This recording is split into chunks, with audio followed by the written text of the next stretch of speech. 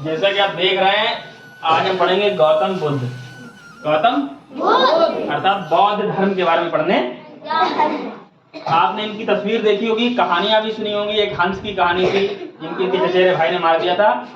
आज उन्हीं के बारे में हम आपको कुछ और बताएंगे और वो सारी कड़ियां जितनी आपने सुनी वो सब जुड़ जाएंगी। इनका जो बचपन का नाम था, इनका जन्म हुआ था 563 ईसा पूर्व। 563 ईसा मतलब ईसा मसीह के जन्म से 563 वर्ष पहले इनका जन्म हुआ और 483 ईसा पूर्व 80 वर्ष की उम्र में इनकी मृत्यु हो गई। अब जरा शुरुआत से करते हैं। जब 563 ईसा पूर्व में इनका जन्म हुआ तो इनके पिता का नाम था शुद्धोधन। क्या नाम था? शुद्धोधन। वो शाक के वंश के मतलब क्षत्रिय वंश के राजा थे और इनकी माता का नाम था महामाया। इनकी माता थी कोली वंश की, विराट कोली वंश की थी, ठीक है। और इनके जन्म के 7 दिनों के बाद इनकी माँ की मृत्यु हो गई। 7 दिनों के बाद इनकी माँ की मृत्यु हो गई। तब इनका जो पालन पोषण था वो इनकी मौसी थी गौतमी प्रजापति। क्या नाम था उनका? गौतमी प्रजापति लिखा नहीं है। उन्होंने इनका पालन पोषण किया। जब इनका जन्म हुआ तो इनकी जब कुंडली दिखाई गई तो बहुत से ज्ञानी पुरुषों ने मतलब जो जिन्हें उसका ज्ञान था, एस्ट्रोलॉजर्स थे, उन्होंने बताया, जिन्हें ज्योतिष का ज्ञान था, उन्होंने कहा कि आपका पुत्र या तो चक्रवर्ती सम्राट बनेगा और या फिर ये बहुत बड़ा योगी बनेगा, बहुत बड़ा योगी। अब राजा सोच रहे थे इतना बड़ा साम्राज्य है, अगर चक्रवर्ती सम्राट बना तो मजा ही आ गया, अगर योगी बन गया तो क्या होगा, तब तो ये सब कुछ बर्बाद हो जाएगा। तो उन्होंने क्या किया कि उन्होंने सोच लिया कि इसे क्या बनाना है, चक्रवर्ती सम्राट। इसीलिए उन्होंने इनके लिए महल बनवाए, 3 महल बनवाए, वो भी तीनों ऋतुओं के लिए, चाहे गर्मी हो, चाहे सर्दी, चाहे बरसात, तीनों ऋतुओं के लिए, जो किसी भी प्रकार की समस्या ना हो, सारी सुविधाओं से ओतप्रोत जो हम आज सोचे, कुछ भी खाना हो, कुछ भी पीना हो, सारे एंटरटेनमेंट, सारी व्यवस्थाएं थी उसमें, गार्डन, लॉन, स्विमिंग पूल, सब कुछ, सारी व्यवस्थाएं थी। और इन्हें वहीं रहने के लिए इनका विवाह कर दिया गया सुंदर कन्या से। इनकी पत्नी का नाम था, क्या नाम था? यशोधरा। उनके साथ इनका विवाह कर दिया गया। उस महल में वहां रहने लगे, कोई भी दिक्कत होती नहीं थी, जिस चीज जरूरत है वहां पहुंच जाते थे। इनके पुत्र का नाम था राहुल। अब ये महल में कहीं जाने को भी इजाजत नहीं थी, तो ये वहीं महल में रहते थे। एक दिन का मन हुआ क्यों ना चलो बाहर घूम के आए, बाहर घूम के आए। ये बचपन से ही बहुत ही दयालु किस्म के इंसान थे, मतलब दया भाव इनके अंदर बहुत था। तो जब ये बचपन में अगर घोड़े से रेस भी लगाते थे तो देखते थे घोड़ा थक गया है तो चाहे रेस भले ही हार जाए, रुक जाते थे। घोड़ा थक गया, रुक जाते थे, हार जाने दो रेस। और वैसे भी ये कभी जीतते नहीं थे, सोचते थे कि हार ही जाएं, क्योंकि किसी को हराएंगे तो उसे बुरा लगेगा, तो खुद जान के हार जाते थे। और इनके जो घोड़ा था उसका कंदक नाम था, वो भी बहुत, उसकी वही जिक्र होगा।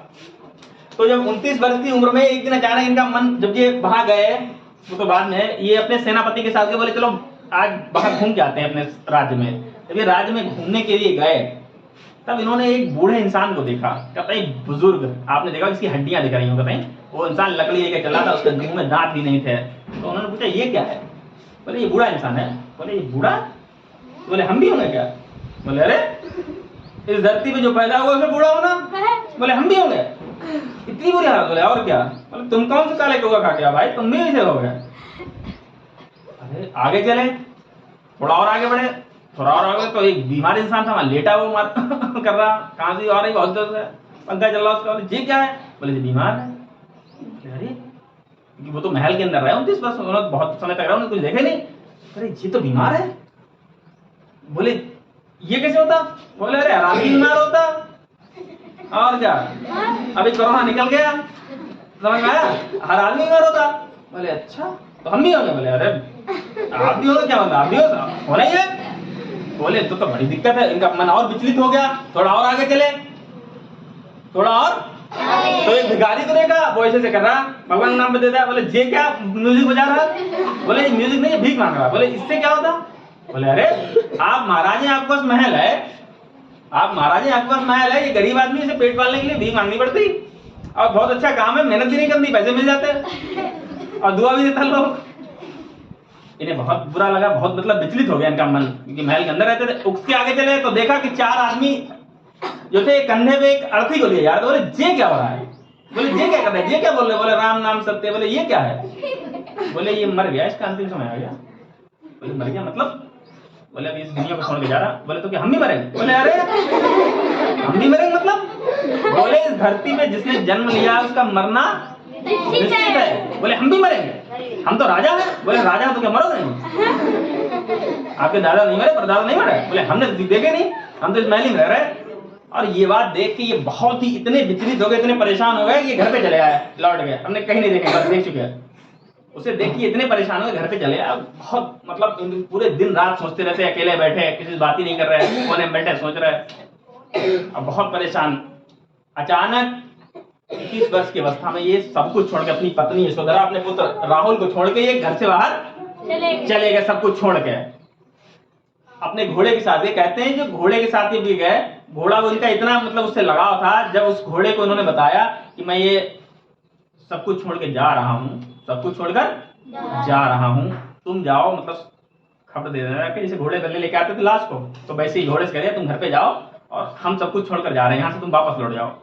तो जब घोड़े को ये बात, भगवान जाने क्या सकता, तो घोड़ा, जब घोड़े के कान में इन्होंने ये बात कही, इसे कहते थे बाबा भारती बात करते थे, वैसे उन्होंने बात करी, उससे कहा, तो घोड़ा ये बात सुनकर वहीं मर गया। घोड़ा वहीं उसने प्राण त्याग। इसीलिए इनके जो जन्म का प्रतीक है वो कमल है। क्या है? इनके ग्रह त्याग का प्रतीक घोड़ा है। घोड़े ने वहीं प्राण त्याग दिए थे। ठीक। और उसके बाद ये चले गए और उन्होंने बहुत दिनों तक तपस्या की। एक जहाँ तपस्या करने गए, अब इनका मन ही नहीं लग रहा था तपस्या करने में। एक यहाँ 5 ब्राह्मण तपस्या कर रहे थे, ये भी कर रहे थे, अब इनका मन नहीं लग रहा, बहुत परेशान, भूख लगी। अब अभी एक वहां के सेनापति थे, उनकी पुत्री आई सुजाता, वो लेके आई खीर। अब उन 5 लोग उसका तुम खाओगे? इनके पास आया, यार खीर है, इलायची महक रही है, ले आओ। अब खा लिया। वो सब लोग इन्हें देख रहे हैं, तुम यहाँ पूजा करने आया, मतलब अब तुमने खाई खीर कैसे खा ली? बहुत नाराज हो गए इनसे, तो ये बाहर से छोड़ के लाया। फिर उन्होंने सोचा कि यार भूखे है क्या? नहीं होगा, भूखे भजन ना हो गोपाला। और उन्होंने वो दिया छोड़, उन्होंने कहा मध्यम मार्ग निकालेंगे। कौन सा मार्ग? बीच का रास्ता निकालेंगे, खाते पीते भी रहेंगे और पूजा भी करेंगे। और वैशाख पूर्णिमा के दिन निरंजना नदी के तट पर बिहार गया में पीपल के वृक्ष के नीचे इन्हें ज्ञान की प्राप्ति हुई। उसके बाद फिर इसीलिए इनको द लाइट ऑफ एशिया या एशिया का प्रकाश स्तंभ भी कहा जाता है। इनके जो सबसे फेमस शिष्य थे, प्रसिद्ध, जिनके सबसे प्रिय थे, वो थे आनंद। कौन थे? आनंद। उसके बाद इन्होंने अपना प्रथम ज्ञान दिया। प्रथम ज्ञान कहाँ दिया? संबोधि में। संबोधि में सबसे प्रथम ज्ञान इन्होंने दिया अपनी माँ को, किसे? प्रजापति गौतमी को, जिनकी मौसी थी, उन्हें सबसे पहले ज्ञान दिया। और जो प्रथम ज्ञान दिया उसे बोलते हैं धर्म चक्र प्रवर्तन। क्या बोलते हैं? धर्म चक्र प्रवर्तन। और जो इनके ग्रह त्याग की घटना थी उसे बोलते हैं महाभिनिष्क्रमण। महाभिनिष्क्रमण। ठीक। और उसके बाद इन्होंने उन 5 लोगों को ज्ञान दिया, जो 5 लोग थे उन्हें ज्ञान दिया, क्योंकि उन लोगों ने बुरा वाला कहा, सबसे पहले उन्हें ज्ञान दिया जाकर। फिर उन्होंने बहुत सारे अपने शिष्य बनाए और बौद्ध धर्म का प्रचार प्रसार किया। ठीक। और जब इनकी 80 वर्ष की उम्र में मृत्यु हुई, 80 वर्ष की उम्र में मृत्यु हुई, तो उस उनकी मृत्यु को कहा जाता है महापरिनिर्वाण। क्या कहा जाता? कहते हैं मल्लों के यहाँ अंतिम बार इन्होंने भोजन किया था और उसके बाद उनकी मृत्यु हो गई। तो ये तो इनके बारे में था। बौद्ध लोग जिस जगह पर रहते हैं उन जगहों को बोलते हैं बिहार। क्या बोलते हैं? बौद्ध बिहार। और बौद्ध लोगों के जो मंदिर होते हैं उन्हें बोलते हैं स्तूप। क्या बोलते हैं? स्तूप। उनके मंदिरों को बोलते हैं स्तूप।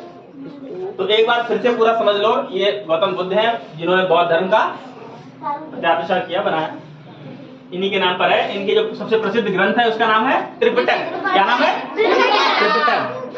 ठीक। इन्हें द लाइट ऑफ एशिया भी कहा जाता है, एशिया का प्रकाश स्तंभ। हमारे लिए महत्वपूर्ण यह है कि इनका जन्म कहाँ हुआ? लुम्बिनी कपिलवस्तु नेपाल में। कहाँ हुआ? ठीक। 563 में 483 ईसा पूर्व इनकी मृत्यु हो गई 80 वर्ष की उम्र में। इनका बचपन का नाम था सिद्धार्थ, पिता का नाम था सुद्धोधन, माता का नाम महामाया, पत्नी का नाम यशोधरा, पुत्र का नाम राहुल और उनके प्रिय शिष्य का नाम था आनंद। इनके जन्म का प्रतीक है कमल का फूल। गृह त्याग की घटना है, घोड़ा से संबंधित है। ज्ञान प्राप्त हुआ पीपल के वृक्ष से, निरंजना नदी के तट पर पूर्णिमा के दिन, वैशाख पूर्णिमा के दिन ज्ञान प्राप्ति हुई। मृत्यु का पद चिन्ह जो है, इनका चिन्ह है जो आप स्तूप वगैरह बने होते हैं। बौद्ध विहार वो जगह है जहाँ लोग बौद्ध लोग भिक्षुक लोग रहते हैं। गृह त्याग की घटना बोलते हैं महानिष्क्रमण। और ज्ञान प्राप्ति को कहते हैं, इन्होंने जब ज्ञान प्राप्ति किया उसे बोलते हैं संबोधि। क्या बोलते हैं? समान बोधि। और पहला उपदेश जो इन्होंने प्रजापति गौतमी को दिया था वो था धर्म, उसे कहलाया वो धर्म चक्र प्रवर्तन।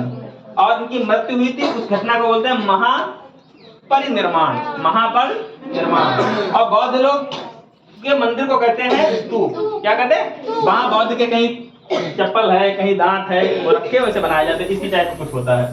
ठीक, इतना ही बौद्ध धर्म के बारे में था। ठीक, इन्हें कहते हैं एशिया का प्रकाश। समझ में आया? इससे एक सिंपल सा क्वेश्चन आएगा, आराम से कर। अच्छा लगा?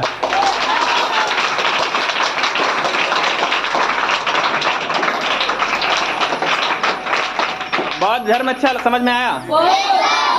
इनकी कहानी कैसी लगी? ठीक है, गुड लक।